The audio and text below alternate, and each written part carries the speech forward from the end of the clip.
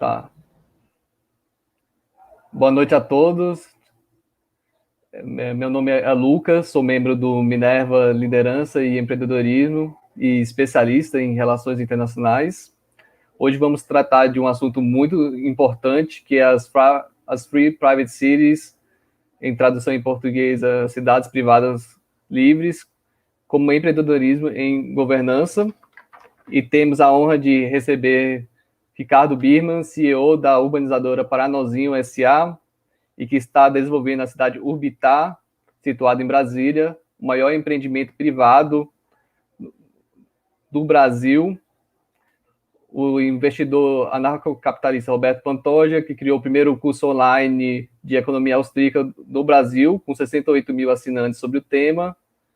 E Rodrigo Kessler, embaixador do Free Private Cities e sócio da Honduras Próspera, primeiro projeto de zona econômica especial semi-autônoma de Honduras.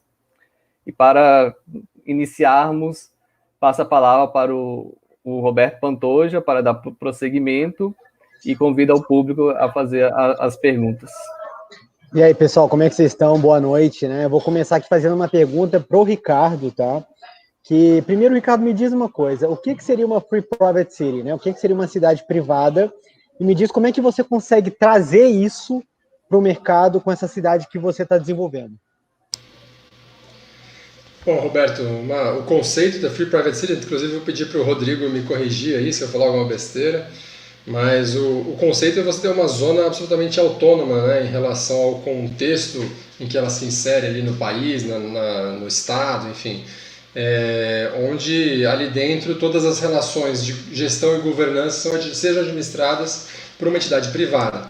E os moradores dessa cidade, a diferença, né, com relação às nossas cidades, digamos, tradicionais, ou pelo menos a principal diferença, é que esses moradores eles contratam o serviço da cidade, eles vão morar lá e com isso estabelecem um contrato privado com a entidade gestora que regula aí todas as suas relações de como as coisas funcionam no espaço público, como funciona o sistema de infraestrutura e assim por diante. Obviamente isso aí, a implementação desse conceito depende de uma série de estruturas normativas e legislativas para você poder sair das regras padrão que os países têm hoje, mas alguns lugares têm conseguido avançar nesse tipo de modelo aí, e o pessoal do Free Private Cities é talvez assim a principal referência hoje no assunto. E aí acho que o Rodrigo pode comentar um pouquinho sobre o que eles estão fazendo, que experiências onde isso já funcionou, e ver se eu falei alguma besteira, e Rodrigo, você vai me corrigindo. Rodrigo, deixa eu aproveitar e perguntar uma coisa. Nenhuma besteira. Rodrigo, antes da gente começar a falar do seu projeto, me responde uma coisa. Eu hoje, em Brasília, eu moro num condomínio que o Ricardo deve até conhecer, né? Chama Living Park Sul. Ele tem 15 torres e é literalmente vamos colocar, uma cidade privada, né? Qual que seria a diferença, tá, do meu condomínio, que é totalmente privado, que tem as regras do condomínio, para uma Free Private City? Bom, eu diria o seguinte, você consegue criar, vamos dizer, uma certa legislação interna dentro do condomínio, e essa legislação estaria aninhada dentro de um sistema regulatório legislativo maior, que é o sistema legislativo regulatório do Brasil. Então, você consegue criar algo dentro desse sistema, mas o espaço que você tem para criação legislativa que esteja aninhada dentro de um sistema maior é um espaço mais restritivo. Você pode regular graus de liberdade que já estão restringidos pela regulamentação do país. Você pode deixar ainda mais regulado, e às vezes não necessariamente isso é ruim, né? Você pode criar regras de convivência que são positivas, por mais que aquilo seja uma regulamentação adicional em cima daquilo que a gente já tem. Então, assim, a diferença disso é que você está dentro desse condomínio criando regras adicionais, já dentro de um espaço que já está regulamentado pela legislação do Brasil, enquanto que no nosso caso, ou no caso de uma Free Private City, você estaria primeiro fazendo uma limpeza das regulamentações dentro de um determinado território. Você está praticamente tirando aquelas regras e as instituições que operam dentro daquele território e instalando lá um novo sistema operacional, vamos pensar assim. Então, você está podendo criar reformas muito mais profundas, que vão muito mais além do que alterações superficiais ou legislações incrementais que você estaria fazendo dentro de um condomínio privado em cima do arcabouço legislativo que já existe. E, Rodrigo, me diz uma coisa, você participa, né, do projeto do Honduras Próspera. Me diz uma coisa, é um dos projetos mais ambiciosos do mundo, e por que vocês escolheram Honduras? Bom, a gente, na verdade, o projeto, a gente acabou escolhendo Honduras mais por uma questão de prontidão legislativa pré-existente, né? A gente já tinha lá em Honduras uma legislação que permitia a criação de um tipo de zona econômica mais sofisticada do que as zonas econômicas especiais normais, e então por isso a gente escolheu lá, porque na verdade esse é o passo mais difícil que a gente enfrentaria com um projeto como o nosso, né? Você ter que fazer um lobbying, fazer pleitear e lutar por uma alteração legislativa que permita a criação de um enclave jurisdicional dentro do país. Isso é algo mais desafiador de se fazer, e em Honduras já existiu, e isso já existia lá por uma longa reforma e projeto legislativo que aconteceu, demorou mais de década para que isso se efetivasse já de maneira completa, mas são o que se chama de Zero Law, né? Zero Law é a legislação que permite a criação dessas zonas, né? E isso, acho que vale até eu falar um pouco mais sobre o que é essa Zero Law e descrevê-la com um pouco mais de detalhe para cristalizar um pouco mais esse conceito, pode ser?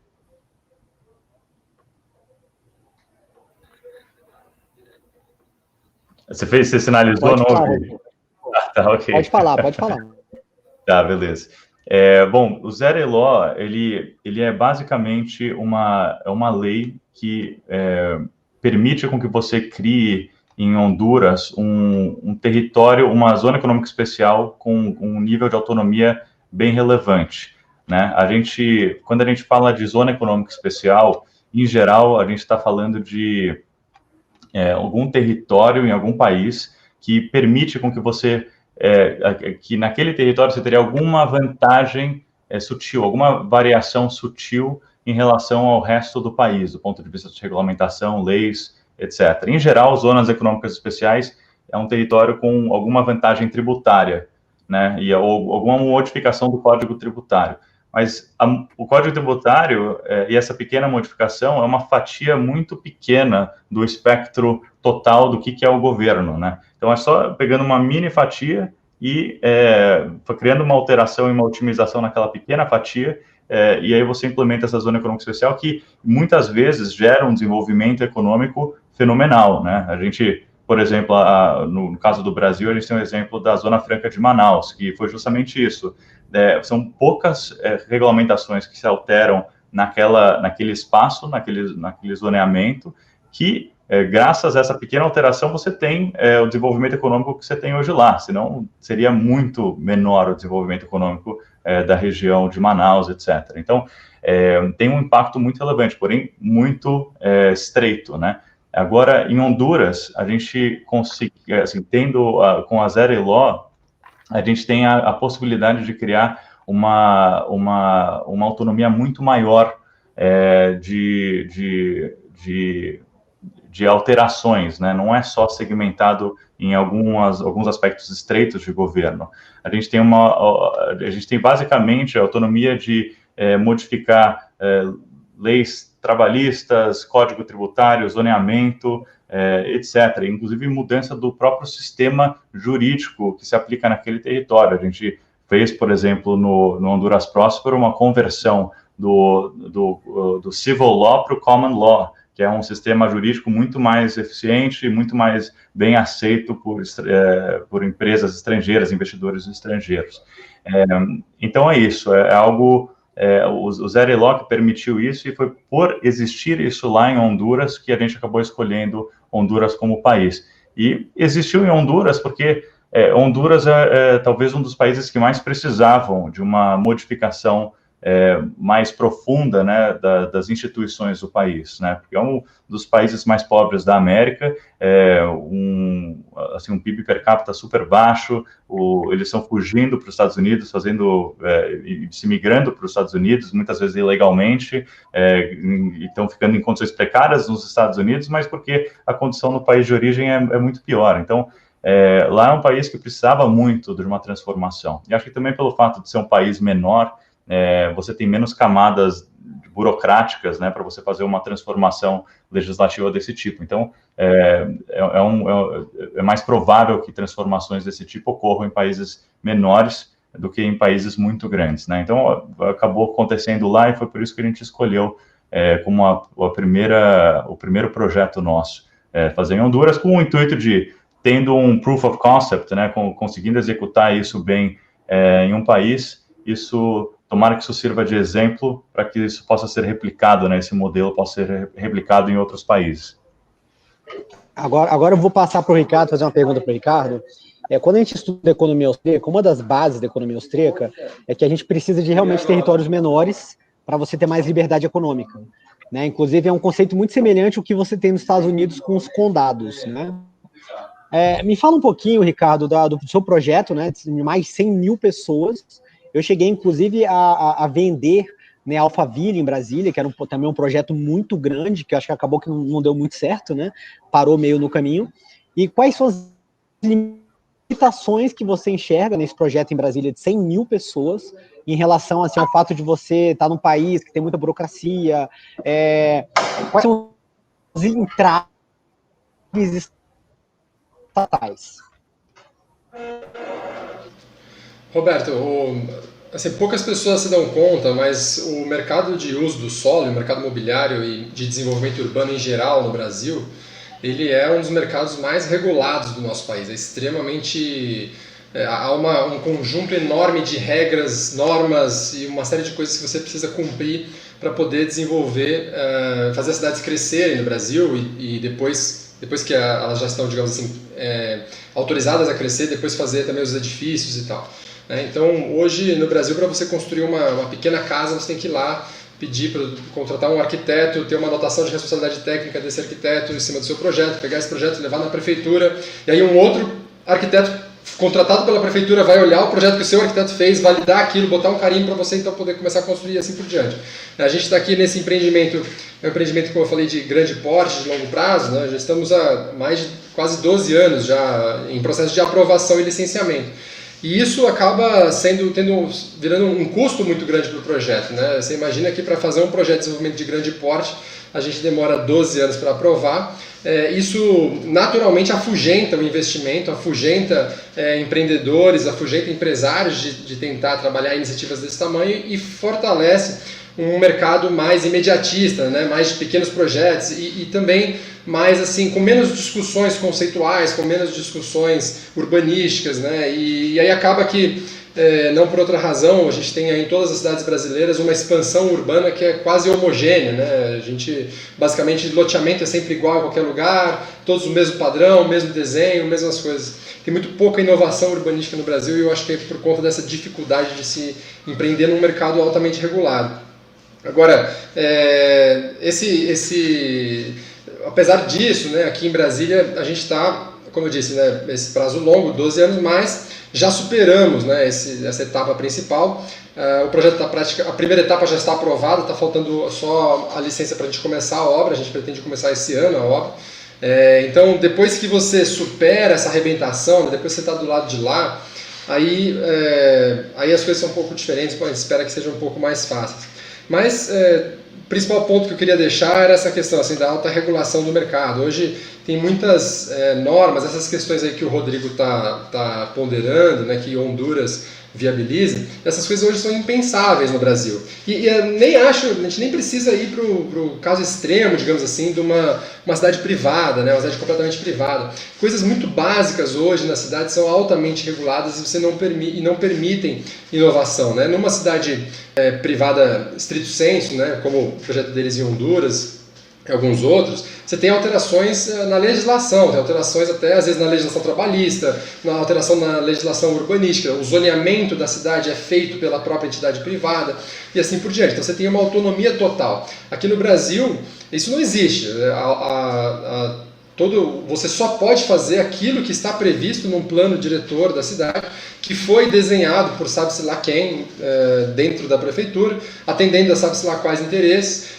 Então, assim, isso limita muito a forma e a espacialidade urbana e, na minha visão, é um dos motivos pelos quais a gente tem hoje cidades muito ruins. O Brasil tem um contexto urbano péssimo, né? A gente tem problemas, basicamente todos digamos assim, as dimensões da vida urbana hoje estão mal atendidas no Brasil, seja segurança pública, é uma questão intrinsecamente ligada ao urbanismo, muito mal atendido, seja saneamento básico, a população, mais da metade da população sequer tem seu esgoto coletado. Se você for ver os índices de efetivo tratamento desse esgoto, perto de 15% do esgoto brasileiro efetivamente chega a ser tratado adequadamente. Então, assim, eu não acho que essas coisas são separadas. Acho que tem uma restrição muito grande do mercado. Isso inibe e desincentiva o empreendedorismo nesse mercado, inibe e desincentiva o investimento. Acaba tendo uma concentração muito grande, só as grandes empresas, as grandes marcas acabam operando, isso gera uma concentração. E as prefeituras não estão habituadas e não tem incentivo nenhum para analisar coisas diferentes. Então acaba se fazendo sempre mais do mesmo.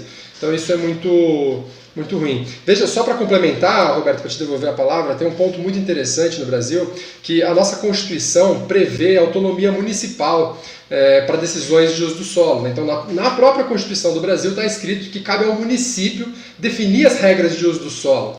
E isso parece ser uma coisa super interessante, porque poderia se imaginar que você teria aí os municípios, digamos assim, cada um fazendo experiências diferentes, né? Várias experiências urbanas diferentes acontecendo no Brasil.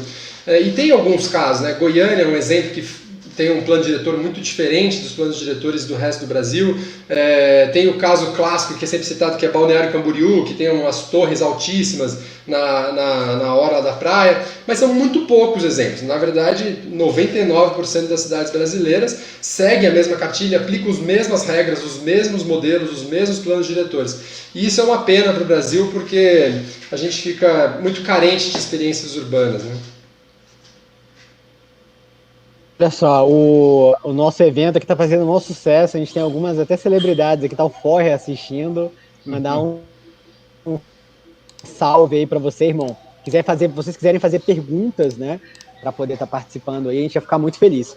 Rodrigo, me diz uma coisa, Rodrigo, a gente sabe, né, quem estudou economia austríaca, quem sabe um pouco de história, sabe que os estados são uma elite aristocrata, né, que vive de impostos, né, a gente sabe disso, e a gente tem algumas iniciativas, a gente teve uma iniciativa recente, inclusive, que aconteceu na Tailândia, né, um casal na Tailândia, eles pegaram praticamente, sei lá, falaram que era um barco, né, e falaram que era uma zona autônoma e colocaram em águas internacionais, ou seja, são duas pessoas morando num lugar que não dá problema para ninguém, né, não incomoda ninguém. E, no entanto, o Estado da Tailândia falou, cara, condenou eles à morte, né? Ou seja, eu acredito que existe uma pressão política, porque se você cria uma cidade privada, né, você abre um precedente, né? Você abre uma jurisprudência, né? Para que isso comece a se replicar no mundo inteiro, e isso bate de frente, né, com essa aristocracia política que existe há milênios, né? E aí eu te pergunto uma coisa, Rodrigo, você acha que existe um risco, né, de vocês colocarem esse projeto ele ser executado, e daqui a alguns anos, daqui a 10 anos, isso trazer um incômodo muito grande, isso, né, e baterem de frente com vocês? Então, eu fiquei sabendo, né, dessa situação, eu também acompanho o Seasteading Institute, na verdade, o Seasteading Institute, na verdade, foi o que me levou a começar a pensar sobre esse tipo de solução, criação de um modelo de governo competitivo, né? Então, eu vi realmente surpreendente aí a situação, o pessoal morando numa casa flutuante e ser condenado à morte por conta disso, né? É um absurdo, mas é assim, o que difere, né, em termos de rota perseguida entre essas duas alternativas, porque o modelo do Sister Institute é esse modelo de vamos em águas internacionais, lá não existe nenhuma jurisdição pré-existente, então a gente está com a folha em branco para a gente montar a nossa forma de governo da maneira que a gente quiser, né? Isso é uma alternativa. Outra alternativa é você trabalhar dentro do sistema atual. E a rota que perseguimos é justamente essa, até porque a alternativa do Sister Institute tem uma complexidade enorme, né? E boa parte dela é uma complexidade técnica, que você tem que construir o seu próprio real estate, né? Enquanto que, alternativamente, no outro caso, é você criar uma reforma legislativa, que também é super difícil, né? Mas, no caso, isso foi algo que já tinha acontecido em Honduras. Na verdade, isso foi um longo processo legislativo de mais de 10 anos, que envolveu emenda constitucional, aprovação esmagadora do Congresso, teve envolvimento, inclusive, na sua origem com o Paul Romer, que foi ganhador do Prêmio Nobel de Economia, pioneiro no conceito de Charter Cities, né? Então, assim, é uma jurisdição legal semi-autônoma que pertence a Honduras, não é uma free private city, né? Não é 100% autônoma, ela é semi-autônoma, ela tem aspectos privados e aspectos públicos dentro da sua estrutura de governança, então ela é melhor conceitualizada como uma parceria público-privada do que como uma efetiva free private city. E, assim, a gente tem essa autonomia relativamente alta, porém, a gente tem também restrições, a gente está sujeito à Constituição de Honduras, tratados internacionais que Honduras tem com outros países, a gente também está sujeitos a isso, e também o Código Penal de Honduras, a gente também tem uma supervisão de um órgão regulador hondurenho independente, que tem veto em questões legais mais relevantes. Então, assim, a gente pertence a Honduras e a gente está executando isso em parceria com o país. Então, não é da mesma forma que essa outra situação, né, que foi mais quase que dois piratas que resolveram criar um negócio novo, e aí o país se viu ameaçado. No nosso caso, a gente está em parceria com o país hospedeiro, né, vamos chamar assim. Então, mas é isso. Então, é algo que, e só para concluir, né, quanto ao longo prazo disso, porque você querendo algo que você reestruturando o âmbito jurisdicional para tornar ele muito mais eficiente, né, e com instituições muito mais sensatas e eficientes, você está criando um ambiente muito mais atrativo para investimento. E o que a gente está fazendo também, que acho que vale mencionar, a gente está tentando criar o máximo de voluntarismo dentro do nosso modelo. Então, a gente está entrando numa área greenfield, sem nenhuma população pré-existente. Todos que entrariam dentro do nosso território estariam fazendo isso de forma 100% voluntária. Então, a gente está criando algo novo, uma jurisdição nova, com regras melhores, para atrair investimento, gerar oportunidades econômicas para a população vizinha e também o resto da população do país que queira se mudar para lá.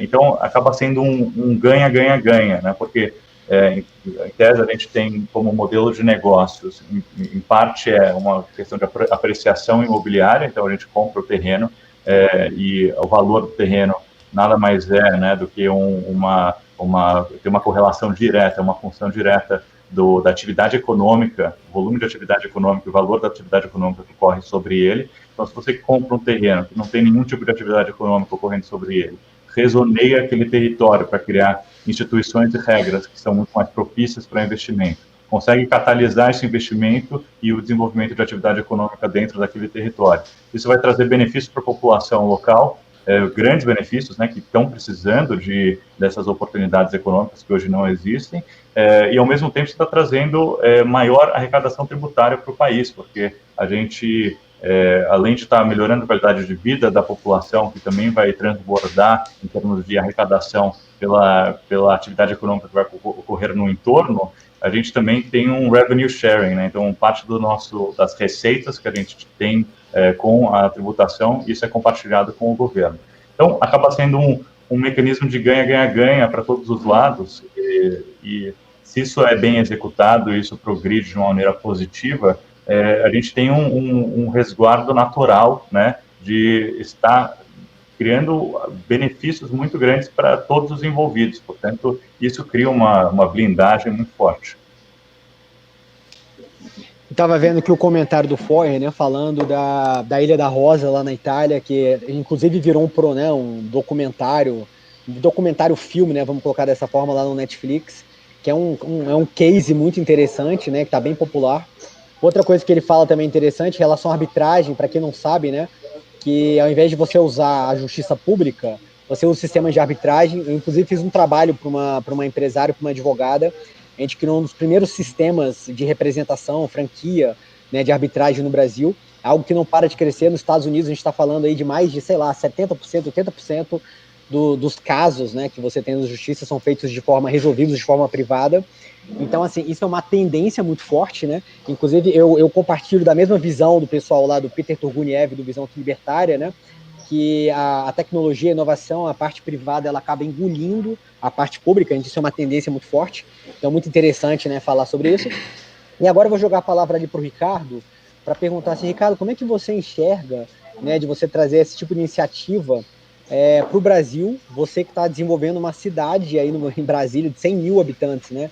Você vê alguma possibilidade de a gente ter uma cidade privada no Brasil, da gente conseguir ter algo parecido com o que está sendo desenvolvido em Honduras pelo Rodrigo? Olha, Roberto, a estrutura legislativa para se fazer isso no Brasil seria relativamente simples, né? Tendo em vista o desprezo que a gente tem pela nossa Constituição, que praticamente toda semana passa uma emenda constitucional lá no Congresso. Então, fazer algumas alterações lá, eu acho que depende só de vontade política. Se houvesse a vontade, não seria difícil. Inclusive, teve uma tentativa recentemente, foi assim, quase cômica, né? Porque quando o governo passou recentemente a Lei da Liberdade Econômica, uma nova legislação aí que estabeleceu critérios e parâmetros para a relação entre os empresários e o poder público, né? Nessa legislação, ela passou lá por várias alterações e em um dado momento o Ministério da Economia, que era quem estava fazendo essa legislação, colocou lá um artigo assim, permitindo que cada estado poderia reservar 0,5% do seu território para fazer uma atividade privada. Não estava escrito com essas letras, mas era isso que queria dizer. Eles tentaram passar ali, tem uns libertários ali dentro do governo, e isso acabou depois, na discussão em cima da Lei da Liberdade Econômica, se perdendo, porque teve que se retroagir um monte de coisa, cortaram um monte de coisa e isso acabou sendo cortado também.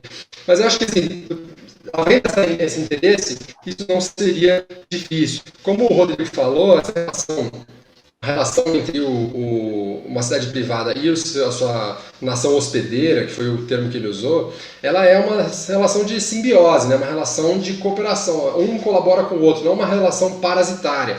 As tentativas de fazer um modelo mais parasita, elas geralmente não funcionam porque é impossível você enfrentar o poderio de uma instituição como um governo, né, de uma nação com todo o seu poderio militar e tudo mais. Então esse caso aí da ilha na Itália foi exatamente isso. Eles declararam independência, a completa revelia da Itália. A Itália acho que não perdeu 5 minutos para ir lá e destruir, bombardear tudo. Então, assim, não dá para ir por esse caminho, obviamente. A gente tem hoje que desconstruir esse modelo. E também uma coisa que eu acho importante dizer, assim, a gente não está falando, a gente não precisa ir para o caso extremo de uma vez, né? A gente não precisa ter autonomia sobre legislação trabalhista, sobre legislação tributária, sobre legislação... Não precisa. Esse é um caminho que pode ser trilhado em pequenos passos, né? Então, as pequenas coisas a gente pode fazer. As cidades, inclusive os municípios, têm muitas oportunidades, às vezes ajustando pequenas coisas na sua legislação municipal, como eu disse, por conta principalmente dessa autonomia constitucional que é dada à legislação municipal no Brasil, criar espaço para uma série de modelos de governança.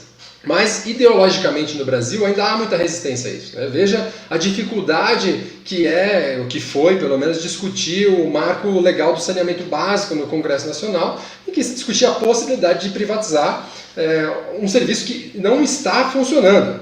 As pessoas não têm água tratada, não tem esgoto. Bom, estamos usando esse modelo aí há algumas décadas, vamos tentar um modelo diferente. E isso daí foi esse trecho aí que apareceu do Litvai, acho que é o trecho que aparecia na Lei da Liberdade Econômica. Mas essa discussão para o marco do saneamento, porque existem algumas concepções, algumas visões ideológicas a respeito de qual deve ser a função do governo no Brasil, que são difíceis de romper, são barreiras difíceis de se enfrentar, né? A percepção de que a iniciativa privada é incapaz de prover uma solução melhor do que o governo é uma coisa muito homogênea ainda no Brasil, né? Por incrível que pareça, né? Em contrariedade com absolutamente todos os exemplos históricos que se tem notícia. Então, eu sou otimista porque eu acho que existem possibilidades factíveis, tem coisas que estão ao nosso alcance, e porque não é uma briga que a gente tem que ir para tudo ou nada. A gente não precisa se a gente não conseguir 100%, a gente não tem nada. Pelo contrário, né? Aqui na Urbitar mesmo, a gente tem experimentado com algumas pequenas coisas daquilo que nos permite, aqui, veja, a gente não consegue nem atingir a legislação municipal, né? A gente não consegue alterar a legislação da cidade, a gente tem que apenas fazer as regras privadas como de um condomínio, lá como você citou no começo. Então algumas coisas a gente consegue fazer. Um exemplo é que a gente conseguiu aprovar no nosso plano de ocupação do território uma liberdade absoluta para o uso de cada lote. Normalmente, quando se faz um loteamento urbano no Brasil, uma coisa assim que é feita por repetição, porque acho que ninguém pensa nisso, né? Mas simplesmente porque, como todo mundo sempre fez, as pessoas continuam fazendo por imitação, é estabelecer usos específicos já para todos os lotes do seu empreendimento a priori. Né? Então você já desenha lá o teu projeto e coloca lá, aqui vai ser a escola, aqui vai ser o hospital, aqui vai ser o comércio, aqui vai ser a casa, aqui vai ser o hotel e assim por diante. E isso daí é péssimo, porque engessa completamente a cidade, né? A cidade, ela precisa, as boas cidades, elas usufruíram muito disso, né? E é natural que as cidades precisem de uma certa flexibilidade para ir se ajustando de acordo com as relações que as pessoas vão construindo, ocupando aquela cidade, aquele espaço, né? E os nossos zoneamentos são muito rigorosos nisso. Eles estabelecem que certa área da cidade não pode ter uso tal tipo de uso, certa área da cidade não pode ter outro tipo. E na cidade de Urbitar, no plano, a gente conseguiu, por conta de um dispositivo novo que havia sido inserido aqui na Lei de Ocupação do Solo de Brasília, que permitia um uso que era totalmente amplo, né? Era uma unidade de uso do solo especificada na legislação que falava, nesses lotes pode, residencial, comercial, industrial, tudo. Tinha uma lista lá com todos. Falou, vamos colocar todos os lotes do projeto nisso aí. E a gente desenhou todos os lotes do projeto nessa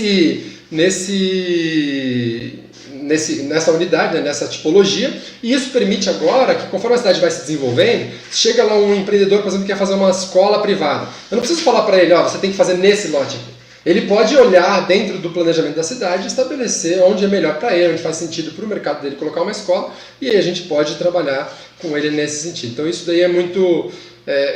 esses pequenos avanços, a gente também espera que muitos dos aprendizados que a gente está tendo aqui na Urbitar possam servir de exemplo e modelo para outros projetos no Brasil, mas esses pequenos avanços são importantes para a gente se desamarrar um pouco de certas construções que eu acho que são mais ideológicas do que qualquer coisa. Essa pergunta aí é para mim? Pode ser. Não dá para enfrentar a legislação, gente. Tem que assim, a menos que você seja um revolucionário, você não enfrenta a legislação, você atende a legislação. Né? Então não tem jeito de ir contra a legislação brasileira. Né? Por exemplo, vocês citaram aí o exemplo da arbitragem, que é basicamente um tribunal privado para resolver um conflito entre duas partes. Isso aí no direito civil, e principalmente digamos assim, na esfera contratual, funciona super bem. Né? As duas partes fazem um contrato, estabelecem ali quem vai ser o árbitro em caso de uma disputa, e aí essa disputa é resolvida por aquele árbitro e não pela justiça comum. E, inclusive, mas tem uma legislação brasileira hoje em vigor que diz que isso é possível. Ela autoriza essa prerrogativa, inclusive diz que a decisão da arbitragem vai ser irrecorrível, ou seja, não é só uma instância a mais. Se você foi na arbitragem e perdeu, você não pode depois pedir para um juiz público rever aquela decisão. Isso funciona porque está lá. Mas, por exemplo, na legislação trabalhista isso não existe. Então, se você tiver um processo trabalhista, não adianta você querer ir para um tribunal arbitral, porque isso não está ancorado, não está amparado, não está percebido hoje pela legislação brasileira. Tem outras coisas, tem um monte, digamos assim, no nosso mercado, tem um monte de exemplos. Né? Você não pode contratar, por exemplo, como dono de um lote, você não pode contratar com o seu vizinho, qual é o afastamento que você vai ter dele. Apesar de ser digamos assim, uma característica que impacte praticamente só vocês dois, eu posso combinar com o meu vizinho, vamos colar o nosso muro aqui, esticar a nossa casa, chegar até a beira do muro? Vamos. Se nenhum de nós está causando problema para mais ninguém, por que a gente não pode fazer isso? Porque a legislação não permite, a legislação hoje estabelece, inclusive a questão de afastamento entre vizinhos está até no Código Civil, é uma coisa louca, né? Estabelece isso. Outro exemplo, você não pode desenhar um lote do tamanho que você quiser na legislação brasileira, né? Tem uma lei federal que diz que o lote mínimo tem 125 metros quadrados.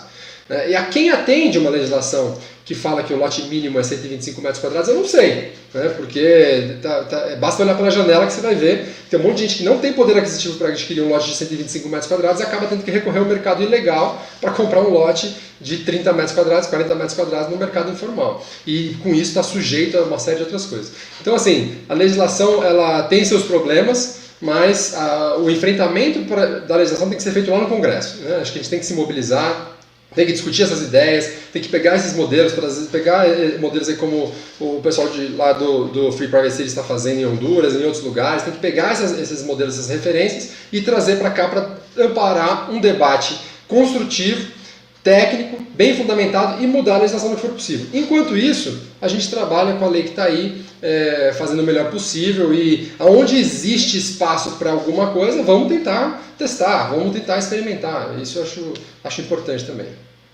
Vamos falar aqui de 2 pontos, eu vou deixar aberto para vocês responderem. Primeiro, o fato, como é que as cidades são formadas. Se a gente parar para analisar, o mercado ele vai desenvolvendo soluções para os problemas que existem. Então, as pessoas elas têm essa falsa impressão, que o Estado criou, as soluções dentro das cidades. De maneira alguma. Igual o Ricardo falou, as cidades elas aconteceram de forma orgânica, inclusive essas cidades, que são construídas, que têm um planejamento central, foram ideias, inclusive lá da União Soviética, Você tem as cidades soviéticas, que foram feitas dessa forma, inclusive Brasília foi construída dessa forma, com planejamento central, e por conta disso você tem vários erros estruturais por conta disso, Então, assim, primeiro ponto, o mercado ele transforma naturalmente, ele vai criando uma cidade de forma orgânica, legal, e aí o Estado, ele se apodera dessas soluções mercadológicas, Ele se apodera para poder estar captando recursos, captando impostos. Então, o primeiro ponto aqui, falar para vocês, como é que vocês acreditam que iria funcionar, uma cidade feita com planejamento central, Porque olha como é paradoxal, a gente quer criar uma cidade privada, mas ao mesmo tempo a gente quer planejar ela, Então, assim, isso aí, como é que é? Vamos falar um pouquinho desse paradoxo. E o outro ponto também, em relação peraí, que eu me perdi um pouquinho aqui, vamos lá. Podemos ir falando sobre isso aí, Roberto, senão a gente vai perder esse primeiro ponto. Eu queria fazer um comentário, desculpa. Eu só queria fazer uma distinção aqui que é super importante, A relação que um cidadão da cidade lá que o Rodrigo vai construir em Honduras com as regras e as normas é totalmente diferente da relação que um morador de São Paulo hoje tem com as regras urbanísticas da sua cidade. Porque existe uma etapa voluntária envolvida nesse processo. O cara foi para lá voluntariamente, aderiu àquelas regras e se ele não quiser, ele tem a opção de sair desse acordo. É um acordo que estabelece as condições de entrada e as condições de saída. Hoje, em São Paulo ou em qualquer cidade do Brasil, isso não existe. Então, se você vai morar num certo condomínio, num prédio, você vai pegar o estatuto daquele condomínio, vai ter a convenção condominial e vai ler lá as regras do condomínio. Aqui nesse condomínio não pode cachorro. Acabou! Você não pode ir morar lá e levar seu cachorro. Você não vai poder, e você vai, inclusive, o resto do condomínio vai conseguir na justiça impedir você de morar lá, porque está descumprindo uma regra que você sabia a priori. Então, tem uma distinção, principalmente moral aí, envolvida. Agora, quando você vive numa cidade, e aí vem uma legislação da qual você não participou, que você não sabe por que razão, mas que, por exemplo, estabelece um limite na sua própria propriedade, que você comprou num outro contexto legislativo, mas aí vem a legislação, mudou o plano diretor e altera aquela... Isso é uma relação de... Como é que eu posso dizer assim? Estou tentando pegar uma palavra assim, mais neutra, mas assim, é uma relação impositiva. Refém. Então, assim, acho que tem que fazer essa distinção. Claro que a gente está falando aqui de contexto muito teórico, né, muito ainda distante de cidades privadas, mas a gente tem que pensar assim, buscar essas relações voluntárias ao máximo, né, porque toda relação que não é voluntária, ela por definição ela é impositiva, né, ela é opressiva, opressora. Então, assim, é óbvio, é natural que as pessoas sejam mais prósperas, mais felizes e mais aptas a se desenvolver, a perseguir seus sonhos num ambiente em que elas tomam decisões, têm a liberdade para isso e são responsáveis pelas consequências. Rodrigo, tem uma pergunta para você. O André perguntou se existem projetos de Free Private City para outros países. Cortou aqui ou vocês estão me ouvindo? Estão me ouvindo? Tá. Eu queria só também comentar um pouco a pergunta anterior, aí eu posso entrar nessa, mas a pergunta anterior é um pouco, sabe, enfatizando essa antítese, né, de certa forma, que a gente quer planejar uma cidade privada que, na verdade, está escapando do planejamento central. Então, tem uma certa, você pode perceber uma certa contradição nisso, né? Acho que eu só queria comentar um pouco sobre esse ponto. Eu acho que, assim, na verdade, na minha visão, né, eu acho que isso é uma questão de iniciativa privada versus iniciativa pública. E, para mim, eu acredito que é até uma falsa dicotomia a gente separar esses dois universos, né? Eu acho que, na verdade, são formas de organização social. O governo é uma forma de organização social e a iniciativa privada é uma outra forma de organização social. E, dentro dessa forma de organização social do governo, ele dita certas regras, né, para a gente seguir. Eu acho que, na realidade, os dois são, de certa forma, muito parecidos. Só que o governo, o que acontece? A organização social, ela tende a degenerar se você amplia a escala dela de uma maneira desenfreada. Você começa a perder informação e começa a ter uma certa entropia do sistema conforme ele cresce. Então, você vê isso em empresas muito grandes, elas começam a se tornar muito engessadas e burocráticas. Então, eu vejo o governo como, no limite, como se fosse a maior empresa de todas, que tem uma burocracia imensa, uma perda de informação da ponta gigantesca. Então, ele acaba tomando decisões centralizadas que vão ser baseadas em informações muito ruins. E, fora isso, ele não tem feedback loops muito eficientes, né, com seus clientes. Então, por uma série de questões, tanto do ponto de vista de escala, quanto do ponto de vista de incentivos. Então, na prática, eu acho que é a mesma coisa. Então, eu não vejo contradição, porque para mim são coisas iguais. A única coisa que muda em um modelo versus o outro é que no modelo da Free Private City, você está reduzindo a escala drasticamente e você está alinhando os incentivos. Então, o que acontece? O regulador, ele tem um incentivo de criar um melhor tipo de regulamentação, porque ele quer ele está otimizando o seu sistema para a felicidade dos habitantes, porque ele quer trazer cada vez mais pessoas, cada vez mais empresas. Ele tem um incentivo, né, financeiro para isso, enquanto que o regulador atual dos Estados-nação, eles não têm esse incentivo. Fora isso, é uma escala muito mais reduzida. Então, a questão de você ter um central planning, tipo um planejamento centralizado, as empresas fazem isso, né? Você vê desenvolvimento imobiliário, você faz um master plan, né? O master plan é um certo planejamento centralizado que você faz. Porém, qual que é a escala disso, né? A escala é muito menor do que o master plan de uma nova lei de zoneamento, né? Então, é um master plan muito reduzido. Então, você está ajustando, em essência é a mesma coisa, só que a escala e os incentivos são muito diferentes. Então, é por isso que um funcionaria muito melhor do que o outro. Roberto, não sei, posso fazer mais um comentário nisso aí? Que essa discussão é muito boa, cara.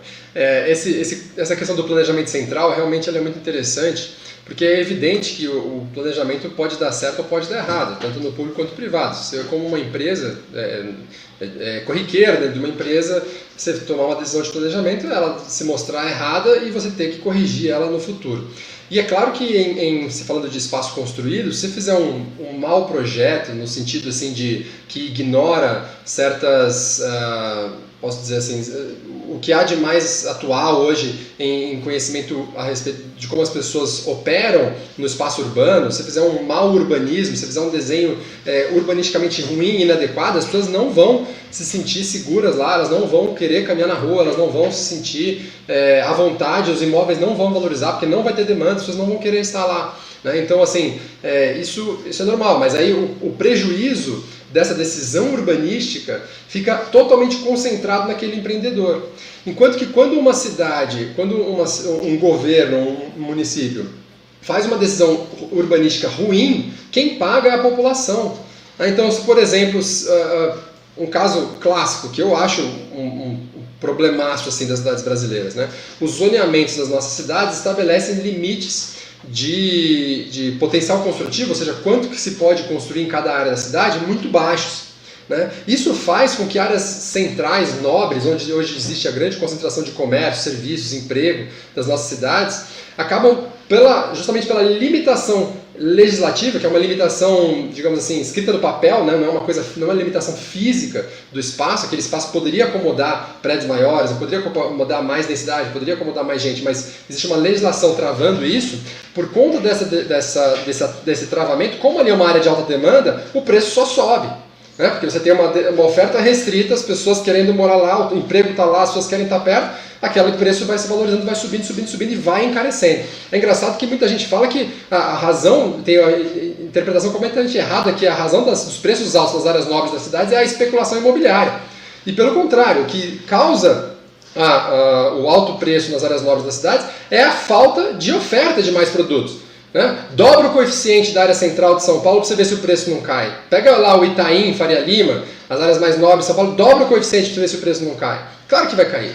Né? Aqui dentro, em Brasília, por exemplo, o plano piloto altamente restrito, uma demanda altíssima por estar aqui, que concentra mais de metade dos empregos de todo o Distrito Federal estão dentro dessa areazinha central, que ele chama de plano piloto, né? Aumenta o coeficiente de aproveitamento aqui para você ver se o preço não vai cair. Então quem vai pagar a conta disso é o morador que não vai ter poder aquisitivo para morar nessa área central, vai ter que morar numa área periférica e vai ter que gastar horas do seu dia se deslocando para entrar e sair do local onde está o emprego dele, vai ter que gastar mais tempo no trânsito, vai ter que conviver com uma infraestrutura mais precária, vai ter que conviver com índices de violência piores. Tudo isso porque existe uma decisão de zoneamento, uma decisão urbanística que foi tomada para impedir aquela pessoa de estar ali dentro. Então esse é o maior problema. O prejuízo, quem paga essa conta, o Estado não paga conta nenhuma. Né? O Estado, se ele erra, ele vai deixar a conta para a gente pagar. Então essa é uma diferença importante aí nessa questão do planejamento. Olha, eu vou dar alguns exemplos aqui interessantes. Você tem um caso de Nova York, tá? Nova York, você tem tem legislação que acima de tal valor o aluguel, você não pode subir o preço do aluguel. Então você criou uma anomalia econômica, que é justamente o que acontece com as regulações, que os construtores, né, em Nova York, eles passaram a fazer edifícios que tivessem apartamentos que o aluguel fosse maior do que essa legislação. Então você acaba tendo uma anomalia econômica, que você tem edifícios para pessoas mais ricas, e os edifícios de pessoas que conseguem pagar menos, eles vão ficando, né, abandonados. Então, em Nova York, você tem edifícios super modernos ao lado de edifícios totalmente destruídos, né? E graças a essas regras estatais. São Francisco, a exata mesma coisa, e um grande exemplo aqui, que o Ricardo também, assim como eu, moro em Brasília, que você não pode, né, colocar torres acima de tal altura, e por conta disso, Brasília, você tem ali na parte central da cidade, você tem, cada dia fica cada vez mais caro, né? A Asa Sul e a Asa Norte, por exemplo, com a parte central da cidade, cada dia mais velha, cada dia mais destruída, cada dia mais cara, né? E a população que tem menos dinheiro tendo que morar cada dia mais distante, né? São essas anomalias que eles vão criando.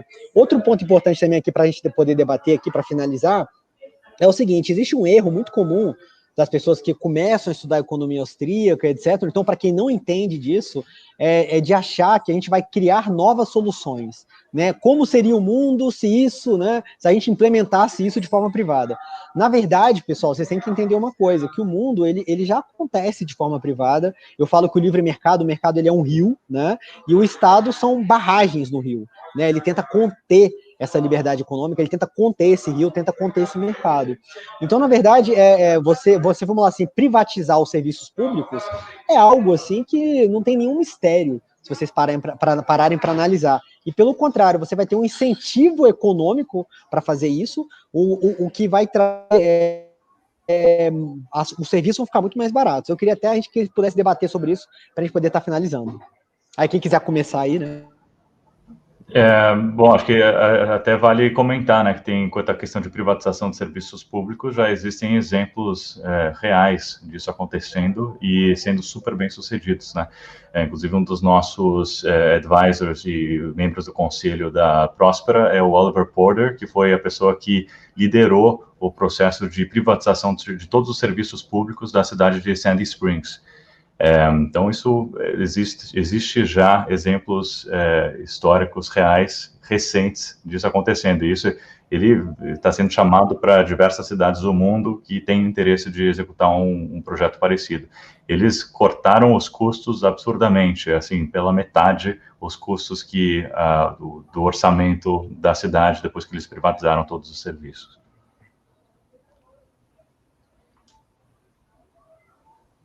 E acho que o que é importante também, só para comentar aqui, é que, assim, também não...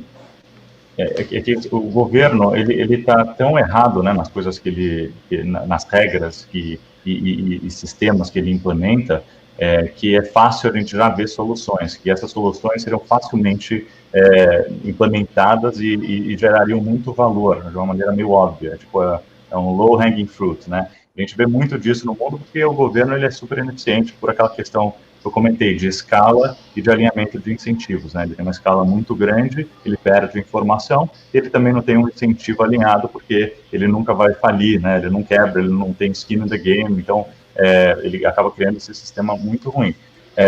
A alternativa, né, se você criar, o ideal, né, seria você criar um ecossistema de diferentes experimentos de pequena escala, né, onde esses diferentes experimentos estariam testando formas diferentes do sistema operacional do governo. Né? O sistema operacional do governo, a gente pode conceitualizar ele como uma tecnologia. Né? O governo é como se fosse uma tecnologia, um sistema operacional, da mesma forma que o Windows ou o iOS é um sistema operacional do seu computador. É tipo um software que rege um hardware, que no nosso caso é como a gente vai empreender, como a gente vai viver nossas vidas. Nós somos o hardware do governo, que o governo estabelece as regras desse sistema operacional. Para a gente ter um melhor sistema operacional, a gente tem que inovar na tecnologia. Como que você inova, né? Você inova fazendo testes iterativos em pequena escala. É muito difícil você inovar drasticamente em um sistema muito grande. Então, você criar testes pequenos com formas diferentes de fazer as coisas, esses testes pequenos, eles vão começar a descobrir, né, eles vão expandir as fronteiras do que é possível e começar a descobrir novos mecanismos, novos sistemas que depois podem ser adotados pelo resto do país, né? Então, o que falta, na verdade, é a gente criar um pouco mais de competição nesse setor de governança territorial. E a maneira mais eficiente que eu visualizo de fazer isso é você conseguir criar um ecossistema de zonas semi-autônomas que tem um certo grau de autonomia para testar formas novas de governo, e aquilo que for bem sucedido vai começar a ser implementado, copiado por outras zonas e copiado pelo próprio país hospedeiro. A gente viu isso, inclusive, na China, né? Mas não vou me alongar aqui, mas o exemplo da China foi muito forte nesse sentido, copiando o modelo de Hong Kong para o resto da China, né? Criando inúmeras zonas econômicas especiais, que foi justamente a abertura econômica que a China teve, que gerou o desenvolvimento econômico absurdo que aconteceu na China em uma escala muito grande, né? Jamais visto na história um desenvolvimento econômico e um aumento de qualidade de vida tão forte quanto a gente viu agora, né? Então, é um pouco disso. Acho que esse seria o caminho ideal, né, para um país como o Brasil perseguir. Ricardo, agora dá sua opinião aí, inclusive fala um pouquinho disso, né, que como, né, trazer isso para o Brasil, né? Eu concordo bastante aí com a visão do Rodrigo, acho que esse é o caminho mesmo. Eu acho que nessa questão, até teve uma pergunta aí, né, falando sobre, será que o modelo do marco de saneamento não é um modelo? Eu acho que é sim, acho que a gente tem que buscar criar essas legislações que param de proibir certas coisas, né? Que uma coisa é uma lei que te cria um caminho para isso, cria uma estrutura jurídica interessante, que vai dar respaldo, vai dar segurança jurídica, vai dar assegurar direitos e tal. Outra coisa é uma lei que simplesmente proíbe alguma coisa, né? Como uma lei que institui um monopólio tal. Então, tudo que for legislação e mudança de marca, mudança de paradigma, no sentido de assim, parar de proibir certos comportamentos, parar de proibir certas relações de mercado, eu acho que é positivo. Na questão do saneamento especificamente, o que vai se permitir é que haja basicamente investimento privado nesse mercado, mais do que tem hoje, uma liberdade maior, e que ele possa então buscar aportes tecnológicos, buscar novos modelos de gestão, modelos de governança e por aí vai, e tenho certeza que esse modelo de saneamento público vai ser algo que a gente vai olhar, assim, nossos filhos vão olhar para trás, assim, vão ler sobre isso, vão saber dessa história como uma coisa assim, nossa, naquela época as pessoas não tinham esgoto, imagina que primitivo que era viver no Brasil nos anos 2000, né? As pessoas não tinham esgoto a céu aberto, coisa louca, e é a realidade do Brasil hoje. Né? Então, da mesma forma, a gente pode extrapolar para vários outros aspectos da cidade, né? Em questões aí de trânsito, gestão de áreas verdes e parques, por exemplo, uma coisa que está muito aí em pauta, né? Fala-se muito sobre gestão de parques e áreas verdes em modelos mais privados, mas eu acho que a gente tem que construir pontes, né? com o resto assim, do espectro ideológico que hoje está representado no nosso Congresso e criar formas de levar esse debate para o que realmente importa. Né? Então, por exemplo, você tem eu sou a favor da privatização de absolutamente qualquer serviço, né? E eu sei que muitas das pessoas que seguem aí o canal Brasil Empreende, que são pessoas assim de um viés, digamos, libertário e que vão mais ou menos nessa linha também. Mas a gente tem que entender e reconhecer que nem todo mundo pensa assim, né? Então, como construir certas pontes, como construir um certo consenso naquilo que é possível. E eu acho que se a gente desestigmatizar a questão da privatização, então, por exemplo, não vamos privatizar o parque, porque tem gente que acha que o parque tem que ser público porque tem essa convicção. Tá, vamos privatizar a gestão do parque? Vamos privatizar a faxina do parque?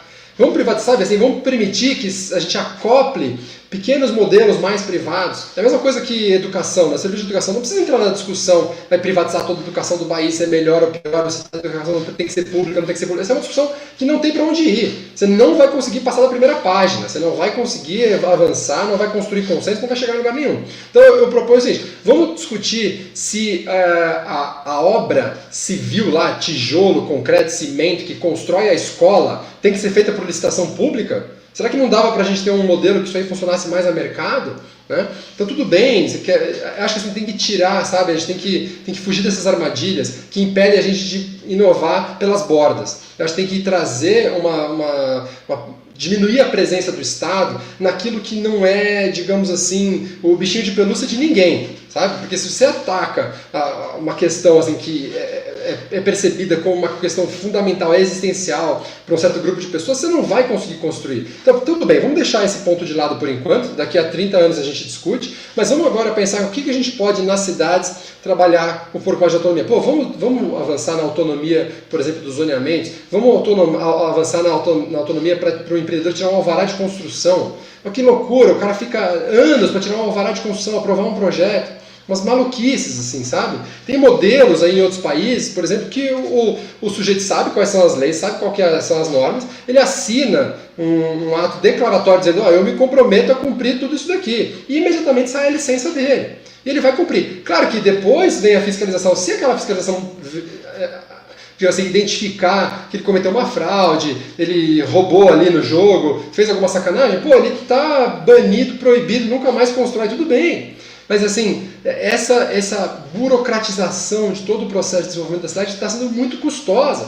A gente tem que encarar isso de frente. É muito cruel para a população que vive, como teve um comentário aí no YouTube também, a respeito do espalhamento urbano. Né? É muito cruel a consequência de um cidadão que mora numa área que ele demora 2h30 para chegar no trabalho dele de ônibus todos os dias. É 2h30 para ir, 2h30 para voltar. Isso é uma destruição da vida dessa pessoa. Isso aí tem um impacto na relação dele com os filhos dele.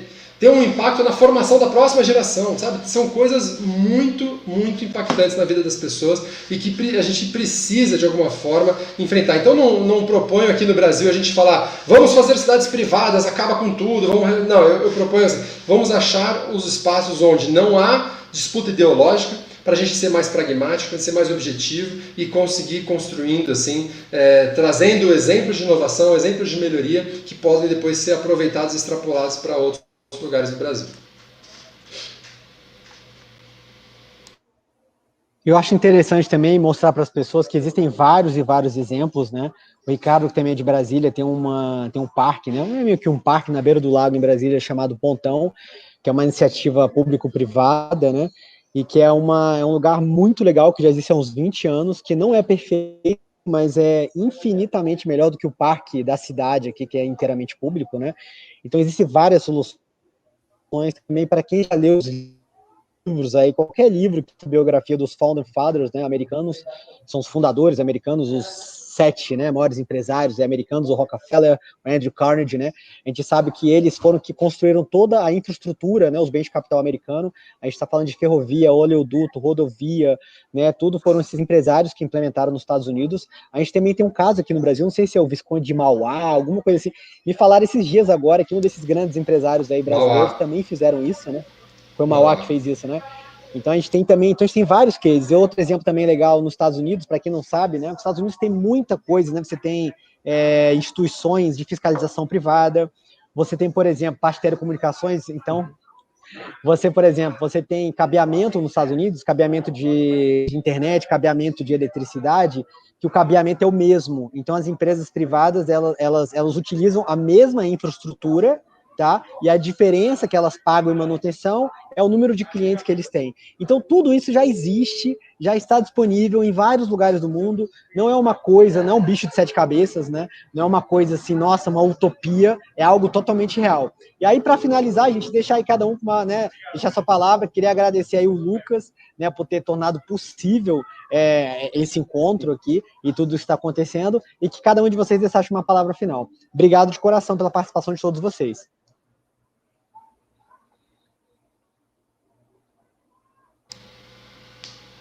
Quem começa? Pode ir, Ricardo, pode ir. Não, eu só queria agradecer mesmo. Termino. Tá. Eu só queria agradecer mesmo aí, Roberto e Lucas pelo convite, Roberto aí pela mediação. Aí, ó. Tá tendo um panelaço aí em algum lugar. Eu queria agradecer muito esse convite, foi muito interessante esse tema, é um tema que acho que merece muito mais debate, ele precisa ser oxigenado. Acho que a gente precisa falar mais sobre essas questões para poder expandir aí, para colocar mais dúvidas e mais perguntas na mesa do que respostas, talvez, mas é assim mesmo, para a gente poder se desenvolver e crescer, e acho que isso tem um impacto, poucas coisas têm um impacto tão grande nas vidas das pessoas quanto falar sobre as cidades, os espaços onde elas vivem, os espaços onde elas moram. Então eu me sinto muito privilegiado de trabalhar nesse assunto e acho que isso é uma discussão fundamental. Só vou deixar uma última provocação aí, Roberto, você falou sobre o Pontão, eu não gosto muito do modelo do Pontão, não, mas eu queria convidar vocês a conhecer o Parque Burle Marx, para aqueles que são de São Paulo. O Parque Burle Marx é um parque municipal, mas ele é administrado já há 25 anos por uma fundação da nossa família, a Fundação Arão Birman. A fundação é a primeira entidade privada do Brasil a administrar um parque público, né? E há 25 anos tem essa experiência. Ele é o parque mais seguro e mais limpo do Brasil, de São Paulo. E agora no final do ano passado foi renovado esse convênio com a prefeitura por mais 30 anos. Nesses 25 anos a prefeitura não colocou R$1 de orçamento público no parque. O parque ficou 100% dos dias desses 25 anos aberto ao público gratuitamente, só fechando agora na época da pandemia. Primeira vez nesse período todo que o parque ficou algum dia fechado. Então é fantástico e ele paga toda a sua gestão, toda a sua manutenção realizando eventos, né? Então a gente, por exemplo, faz um casamento. Se a gente pudesse fazer 2 casamentos lá no Parque Burle Marx, pagava o custo de manutenção do parque o ano inteiro. Imagina que trade-off maravilhoso. Né? Você faz 2 festas de casamento, mas a gente não pode mais fazer festa de casamento porque os vizinhos, muito endinheirados lá do bairro do Panambi, em São Paulo, reclamaram do barulho à noite duas noites por ano, sendo que eles são os maiores beneficiários, né, de ter um parque de qualidade do lado da casa deles, valorizam o imóvel dos caras, mas assim, é muito difícil emplacar essa discussão. Mas assim, tem muitos modelos, vamos em frente, acho que dá pra gente evoluir e trabalhar nesses modelos, porque tem muita coisa pra gente fazer no Brasil. Ricardo, cheguei em São Paulo hoje, eu vou amanhã lá, viu? Não conhecia, eu vou lá amanhã. Vai lá, tá meio ainda assim, mais ou menos por causa da pandemia, mas já tá aberto, o parque tá aberto, dá pra ir sim. Bom, da minha parte, quero agradecer, foi um prazer participar aí dessa discussão, prazer conhecer todos vocês, Ricardo, Roberto e Lucas, obrigado aí pelo convite, e reitero aí o que o Ricardo falou, acho que é uma discussão importantíssima essa, e ela precisa ser oxigenada e precisa ser levada adiante, porque eu acho que o tema que a gente está tratando aqui é o tema mais relevante que a gente tem hoje, porque depois que você começa a se aprofundar no assunto, você vê o quanto que vamos dizer, o manto regulatório está, de fato, abafando o nosso real potencial, não só no Brasil, mas no mundo inteiro. Você vê exemplos muito fortes de quanto que você consegue gerar de desenvolvimento econômico e desenvolvimento de qualidade de vida para a população de uma maneira muito rápida e ágil e profunda, fazendo reformas apropriadas, né? Então a gente vê que isso é algo muito relevante. Você vê o exemplo de Singapura, né? Em Singapura,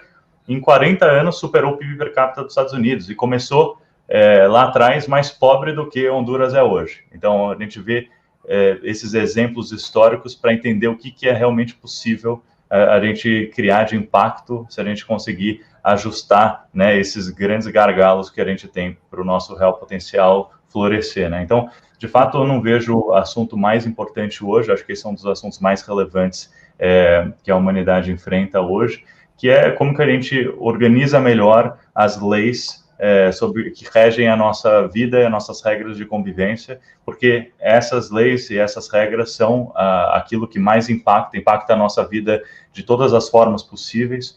Então, é isso que é um assunto muito crítico e um tipo de tecnologia, né, sistema operacional, é a tecnologia mais importante da humanidade. A gente precisa acertar isso. Então, acho que é muito importante a gente poder divulgar esse tipo de pensamento e começar, sabe, criar um pouco mais de ímpeto nesse assunto e a vontade da gente tentar transformar o que a gente tem hoje, né, no Brasil e para fora. Da minha parte, como moderador, agradeço imensamente o tempo e a exposição de cada um. Foi excelente, já estamos mais com 1 hora de live. E agradeço ao público também. Até mais, pessoal. Valeu. Tchau, tchau. Tchau.